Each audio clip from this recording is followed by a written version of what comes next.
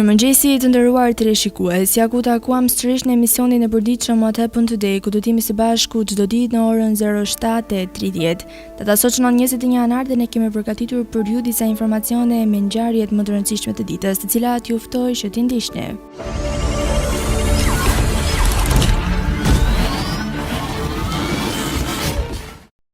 21 janari është dita e 21 të kalendarit gregorian. Ngjarje. 1643. Abel Tasman ishte europiani i parë që arriti në Tonga.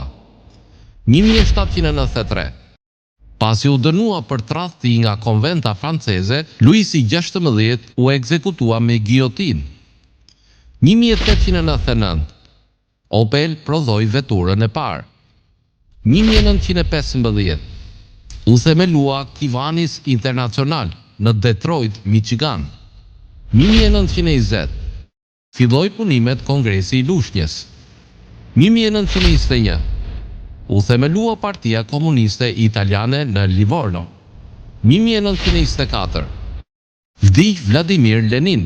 Filloi lufta për pushtet mes Leon Trotsky dhe Josef Stalin, që u pasua me likuidime dhe ekstradime të shumta. 1925. Shqipëria u shpall republik. 1941.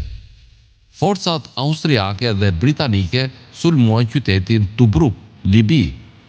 1950. Algerhis u dënua për pabesi. 1968. Lufta në Vietnam. Filloi betejë në Khe Sanh, betejë më e kritikuar dhe më kontroverse në Vietnam. 2008. U shua gjua e Jak në Alaska. Vdiq pasi edhe folsi i fundit i kësaj gjue. 2011. Gjatë demonstratës së opozitës së bashkuar ndaj qeverisë së Sali Berishës, mbetën të vrarë nga Garda e Republikës 4 protestues. Lindje. 1338. Lindi Charles V, mbreti i Francës. 1860. Lindi Karl Staff, politikan suedez. 1905. Lindi Christian Dior, dizenjues mode francez. 1924. Lindi Benny Hill, komik anglez. 1941. Lindi Placido Domingo, këngëtar spanjoll. 1947. Lindi Hugh Hastings, muzikant anglez. 1953. Lindi Paul Allen, biznesmen amerikan, bashkëthemelues i Microsoft. 1958. Lindi Arben Imami, politikan dhe aktor shqiptar. 1967. Lindi Fatmir Mediu, politikan shqiptar. 1972. Lindi Sulejman Rushiti, politikan shqiptar i Maqedonisë. 1981. Lindi Michel Tello, këngëtar brazilian. 1988. Lindi William Johansson, kompozitor suedez. Vdekje. 1793. Vdiq Luisi VI, mbreti i Francës. 1924. Vdiq Vladimir Ilich Lenin, komunist rus, organizoi revolucionin e tetorit. 1945. Vdiq Ahmet Daça, ishte bashkëpunëtor i ngushtë i Haqiv Blytës gjatë periudhës 1940-45, ishte kryetari i rrethit të Pazarit të Ri dhe kryetari i komunës së Pazarit të Ri. U pushkatua nga OZN-ja Jugoslave. 1945. Vdiq Haqiv Blyta, luftëtari për Shqipërinë etnike, u pushkatua nga OZN-ja Jugoslave. 1950. Vdiq George Orwell, shkrimtar britanik. 2006. Vdiq Ibrahim Rugova, presidenti i Kosovës.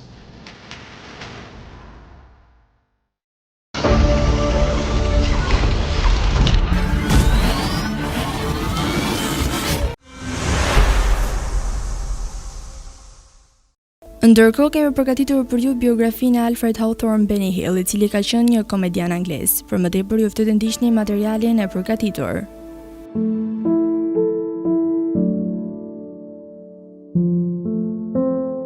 Alfred Hawthorne, Benny Hill, 21 janar 1924, 20 prill 1992.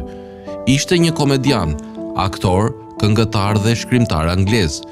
Ai mbahet mend për programin e tij televiziv The Benny Hill Show, një amalgam me Hill në fokusin e pothuajse çdo segmenti. Hill ishte një figurë e shquar në televizionin britanik për disa dekada, shfaqja e tij e parë ndër programet më të ndjekura në Mbretërinë e Bashkuar me audiencën më të madhe se 21 milion në 1971. Shfaqja e Benny Hill u eksportua gjithashtu në shumë vende të botës. Ai mori një çmim televiziv BAFTA për shkrimtarin më të mirë dhe një Rose d'Or dhe u nominua për BAFTA për performancën më të mirë argëtuese dhe 2 çmime Emmy për varietetin e jashtëzakonshëm. Në vitin 2006, Hill u votua në publikun britanik numër 17 në sondazhin e ITV-s për 50 yjet më të mëdhenj në televizion.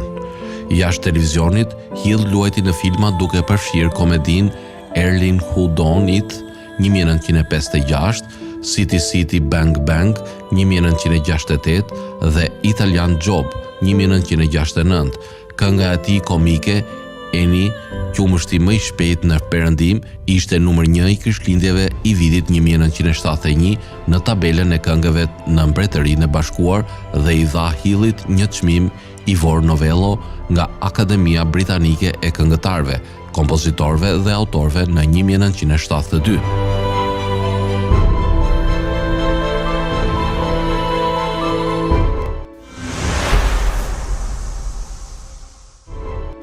Tani do të kalojmë në rubrikën kuriozitete, ku sot do të flasim për volejbollin. A e dini se si është zhvilluar volejbolli?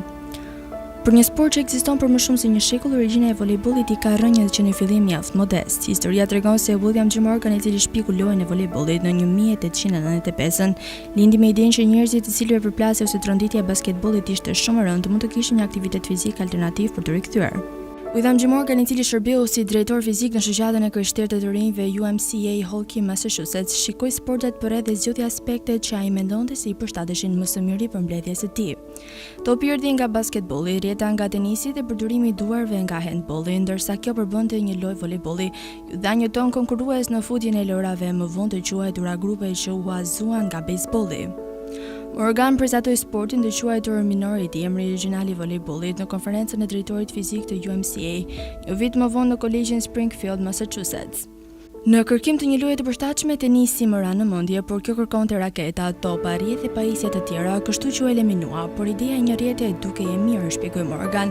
Ne ngritëm rrjeten në një lartësi prej pak mbi kokën e një njeriu mesatar, ne kishim nevojë për një top dhe mes atyre që provuan ishte një fshikës basketbolli, por kjo ishte shumë e lehtë dhe shumë e ngadalt, prandaj provuan vetë basketbollin, i cili ishte shumë i madh dhe shumë i rëndë. Një top i ri projektuar posaçërisht, i cili ishte më i lehtë dhe më i vogël, u prezantua në vitin 1900. Megjithëse ishte i paplot, pa rregulla fikse dhe një format për të ndjekur, sporti i bëri mjaftueshëm për të fituar mbi delegacionin dhe shpejt u bë pjesë e rrjetit të gjerë të UMCA në të gjithë Shtetet e Bashkuara të Amerikës me një emër të ri, Top Volley, fillimisht u quajtur me 2 fjalë.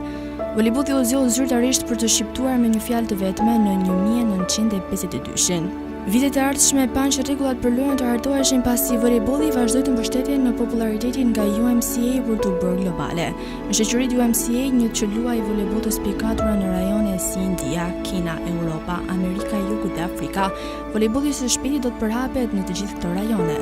Ishte në Azi që mblodhi avull. Deri në vitin 1913 rritja e lojës në kontinent ishte e dukshme pasi atë vit u përfshi në lojrat e para të lindjes së largët të organizuara në Manila. Vetëm në vitin 1900 u krijua një top më i lehtë dhe më i vogël i projektuar posaçërisht, i cili hapi një grup të ri mundësish taktike dhe teknike për sportin. Rregullat për të luajtur volejboll janë vendosur vazhdimisht me kalimin e viteve. Pikë për grupin ndryshoi nga 21 në 15 në 1917. Në vitin pasardhës, numri i lojtarëve për ekip u saktua në 6 vite dhe kështu me radhë. Disa vite më vonë në Filipina u shfaq një mënyrë rrëfyese për të luajtur lojën, duke përfshirë atë që ne tani e quajmë vendosje ose spikim. Ajo do të quhej bomba ose bomba filipinase, duke marrë shkak nga ritmi me cilin topi ra në fushën e kundërshtarit. Taktika e re nuk kuptonte gjithashtu se rregullat e volejbollit u rafinuan dhe standardizoheshin më tej, duke përfshirë sistemin e shënimit dhe rregullimit që përcaktonte maksimumi 3 goditje për ekip. Megjithatë, gjatë gjithë kësaj periudhe voleybolli ishte kryesisht i kufizuar në vetëm disa rajone, megjithse kishte disa kampionate kombëtare në vende të ndryshme. Asnjëri nuk kishte një grup rregullash fikse, pasi ndryshonte nga rajoni në rajon. Por e gjithë kjo do ndryshonte në 1947-ën. Në prill të 1947 u krija Federata Ndërkombëtare e Voleybollit, FIVB-ja, përfaqësues nga 14 vende: Belgjika, Brazili, Çekoslovakia, Egjipti, Franca, Holanda, Hungaria, Italia, Polonia, Portugalia, Rumania, Uruguay, Shtetet e Bashkuara të Amerikës dhe Jugosllavia. U takua në Paris në udhëheqjen e francesit Paul Libaud për të krijuar shoqatën që do të qeveriste voleybollin në nivel ndërkombëtar. Libaud mori rolin e parë të presidentit të FIVB-s, një pozicion të cilin e mbajti deri në 1984. Kampionati i parë botror i voleybollit për meshkuj u mbajt në 1949, në Prag dhe në 1952 për femra në Moskë. FIVB-ja që atëherë është rritur në një nga organizatat më të mëdha sportive në botë me 222 organe të lidhura. Ndërsa kampionati botror vazhdon të jetë mega atraksioni për lojën, FIVB-ja ka shtuar në listën e saj ngjarje si Liga Botrore e FIVB-s, Çmimi i Madh i FIVB-s, Kupa e Botës FIVB dhe Kupa e Kampionateve të mëdha FIVB në listën e saj gjatë viteve, përveç përfundimisht duke u bërë një sport olimpik. Tani do të kalojmë në rubrikën edhe shëndeti. Sot kam përsjedhur portfolio rreth vlera ushqyese të repave. Repa përmban shumë lëndë ushqyese siç janë vitaminat C, B, A, zink, fosfor, të cilat mund të ndihmojnë në shëndetin e lëkurës. Përveç kësaj, repa përmban ujë, duke siguruar hidratim shumë të nevojshëm për lëkurën. Një pjesë e saj që bën repën një zgjedhje të mirë për lëkurën janë vetitë antibakteriale, që ndihmojnë në shërimin e lëkurës së thatë, të plastaritur dhe parandalimin e infeksioneve. Repat lehtësojnë osteoartritin. Vitamina C është thelbësore për të prodhuar kolagjenin, shumë të nevojshëm për trupin ton. Vitamina C është një antioksidant që mund të ndihmojë në kufizimin e dëmtimit të kockave, që mund të shkaktohet nga radikalet e lira që gjenden në trup. Repa mund të ndihmojë kudo që është diagnostifikuar me artrit, si dhe parandalon atë në radhë të parë. Menaxhimi i peshës. Repat janë zakonisht të vogla, por përmbajnë sasi të mëdha të fibrave. Si një ushqim me shumë fibra, repa mund të ndihmojë në rregullimin e lëvizjeve të zorëve, mund të ndihmojë në kolesterolin më të ulët. Për shkak se fibrat nuk treten lehtësisht, mund t'ju ndihmojnë të ndiheni të ngopur dhe ju duke u ndihmuar të shmangni ngrëmjen e shpeshtë. Repa ka shumë pak kalori dhe përmban shumë ujë, e dobishme për kudo që përpiqet të humbas peshën. Shëndeti i zemrës. Repa mund të ndihmojë në zvoglimin e rasteve të sëmundjeve të zemrës. Ajo përmban një lloj flavanoidi të quajtur anthocyanin. Sipas një studimi të kohëve të fundit, ky anthocyanin posedon veti antiinflamatore që mund të ndihmojnë në zvoglimin e rrezikut të sëmundjeve kardiovaskulare dhe efekteve të saj të tilla si sëmundja arteres periferike. Detoksifikimi i trupit. Repa ndihmon në pastrimin e gjakut nga toksinat dhe mbetjet e ndryshme të dëmshme për shëndetin.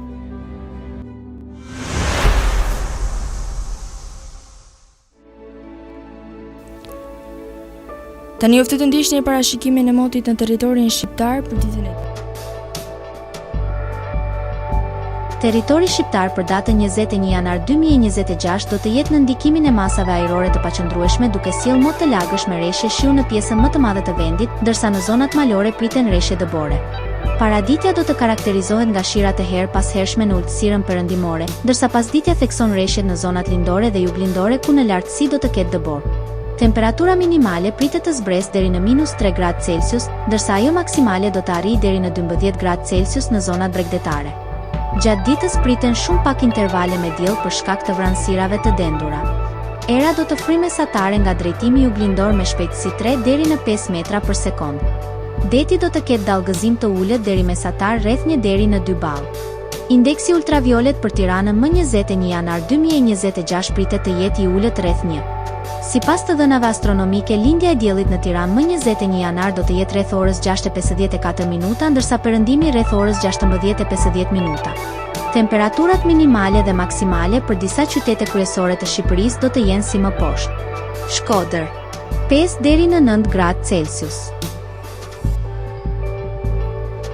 Kukës, -1 deri në 3 gradë Celsius. Peshkopi, 1 deri në 5 gradë Celsius. Tiranë, 7 deri në 11 gradë Celsius.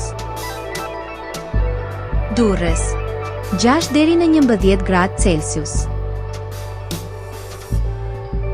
Kavaj, 7 deri në 10 gradë Celsius. Elbasan, 5 deri në 9 gradë Celsius. Berat, 7 deri në 12 gradë Celsius. Korçë, -3 deri në 1 gradë Celsius. Vlorë, 7 deri në 12 gradë Celsius. Gjirokastër, 4 deri në 8 gradë Celsius. Sarandë, 8 deri në 12 gradë Celsius. Tani oftë të ndiqni parashikimin e motit në territorin e Kosovës për ditën. Territori i Kosovës për datën 21 janar 2026 do të jetë në ndikimin e masave ajrore të ftohta dhe të paqëndrueshme, duke sjellë mot me vranësira dhe rreshje të lehta bore në disa zona. Paraditja do të jetë e ftohtë me vranësira, ndërsa pasditja vijon me rreshje të lehta bore në lindje dhe juglindje. Temperatura minimale pritet të zbresë deri në -3 gradë Celsius, ndërsa ajo maksimale do të arrijë deri në 5 gradë Celsius.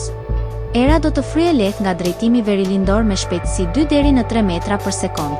Indeksi ultraviolet për Prishtinën më 21 janar 2026 pritet të jetë i ulët rreth 1. Sipas të dhënave astronomike, lindja e diellit në Prishtinë më 21 janar do të jetë rreth orës 6:52 minuta, ndërsa perëndimi rreth orës 16:41 minuta. Temperaturat minimale dhe maksimale për disa qytete kryesore të Kosovës do të jenë si më poshtë. Mitrovica, 0 deri në 5 gradë Celsius. Podujev, -3 deri në 4 gradë Celsius. Skënderaj, -2 deri në 4 gradë Celsius. Pej, 0 deri në 4 gradë Celsius.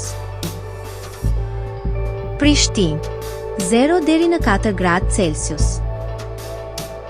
Gjakov, 0 deri në 4 gradë Celsius. Malishev, -1 deri në 4 gradë Celsius. Gjilan, -1 deri në 3 gradë Celsius. Ferizaj, -2 deri në 3 gradë Celsius. Kaçanik, -3 deri në 1 gradë Celsius. Suhare, -1 deri në 5 gradë Celsius. Prizren, -1 deri në 3 gradë Celsius. Të nderuar teleshikues, kjo ishte gjithçka e përgatitur për emisionin e sotëm. Bashkë do takohemi sërish nesër po në të njëjtën orë. Ndërkohë të ndiqni programacionin në vijim të Drita Televizion, si dhe mos harroni të na ndiqni në rrjetet tona sociale, TikTok, Instagram, Twitter dhe Facebook, si dhe në websajtin ton drita.tv.